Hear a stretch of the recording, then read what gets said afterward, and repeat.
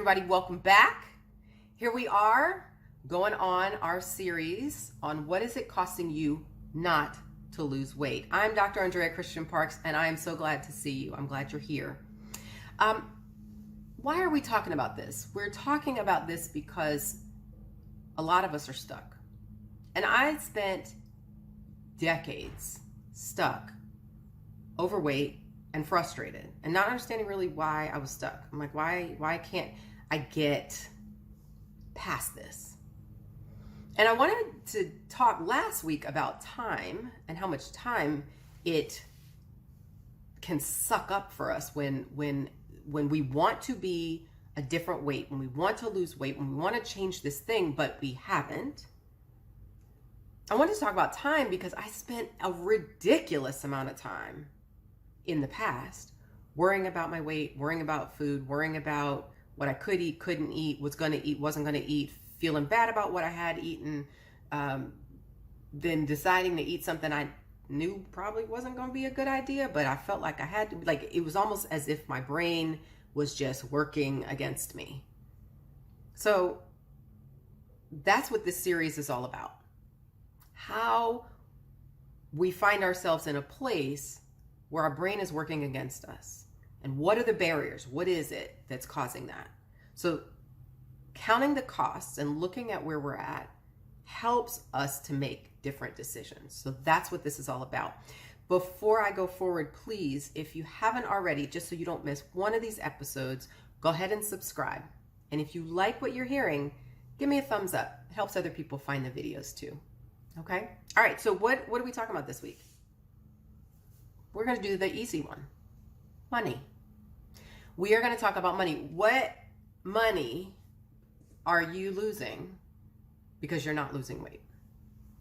So let's get to the easy stuff first. Okay, the real super simple stuff. If you are, and I have had clients consultations on and on where people have told me, I have spent this much money on this program and this much money on this sort of supplement and this pill and this program and gym memberships, and keep going. Whatever you've spent money on, devices, sweating, clothing. Listen, there's a gazillion things out there you could have spent money on, all in the name of wanting to lose weight. And I don't have any problem with any of that. The issue I have with it is it doesn't work for the long term. Special foods, like programs where they make everything and you have bars and shakes and all that stuff, that costs money. Now, if you like it, it works for you, you're going to do it forever, fantastic. Spend the money. Why not? But is it really forever? I mean, does that work forever? For most people, no, it doesn't. There may be a few out there who decide, nope, this is how I live. I will keep buying this stuff until they stop making it. Okay. And as long as it works, great. I'm all for it. But I find that that's actually not the situation for most people. People who succeed that way are the exception.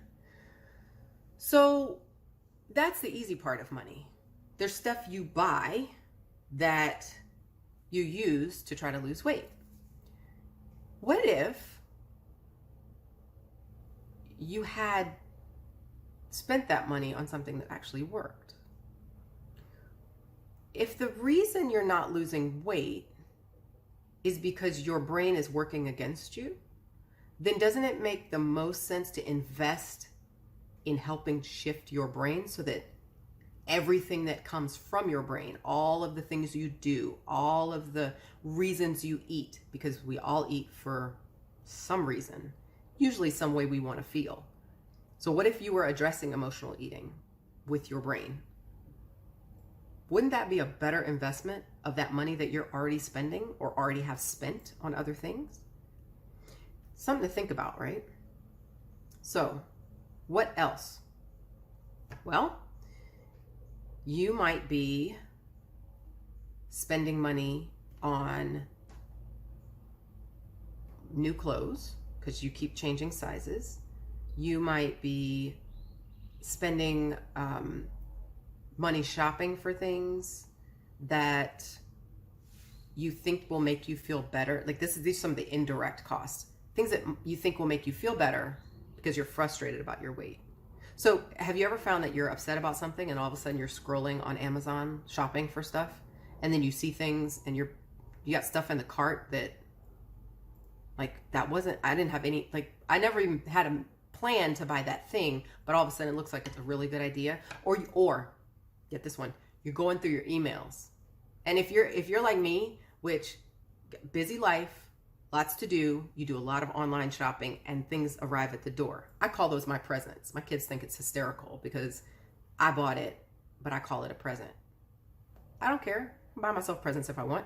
Even if it's like cornmeal to stock the pantry, whatever, it's my present. I open the box, mine. So anyway, you're buying stuff because you're scrolling through the email because you buy stuff online. So you get 1,005 emails a day. And all of a sudden you're like, ooh, that might be a good idea. I might like that shirt or that dress or that wrap or those shoes or this new supplement or whatever. Pick something. You're going to scroll through your email. You're going to find something to buy because that's why they keep sending you all those emails, to get you to buy stuff.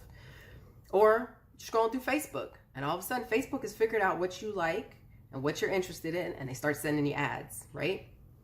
I have bought more stuff on Facebook that I was like, oh, I didn't even know that existed.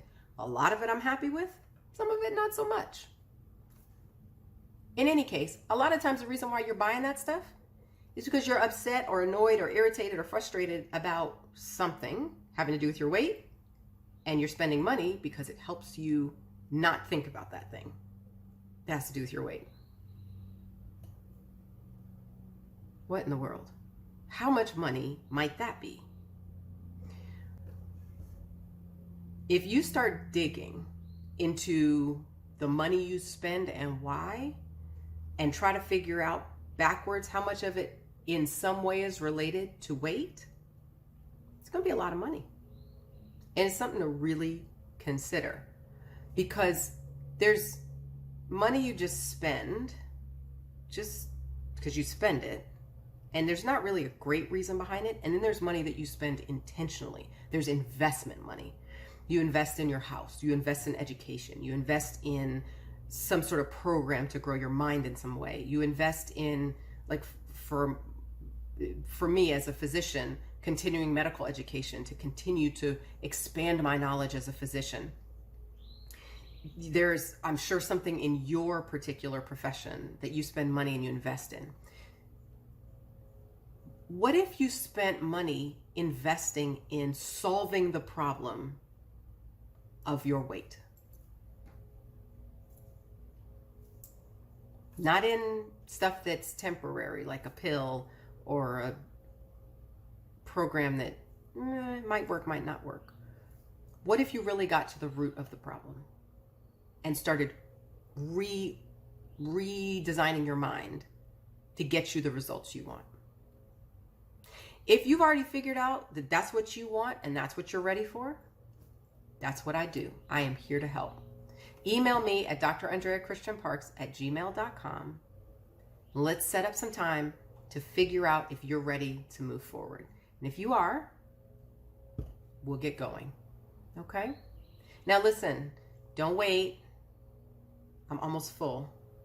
I hesitate to say that. I don't want to put anybody off, but I can only have so many people I'm taking care of in coaching at a time, and I'm almost at capacity. So if you want to be in this round of my clients, email me and let's get you that spot.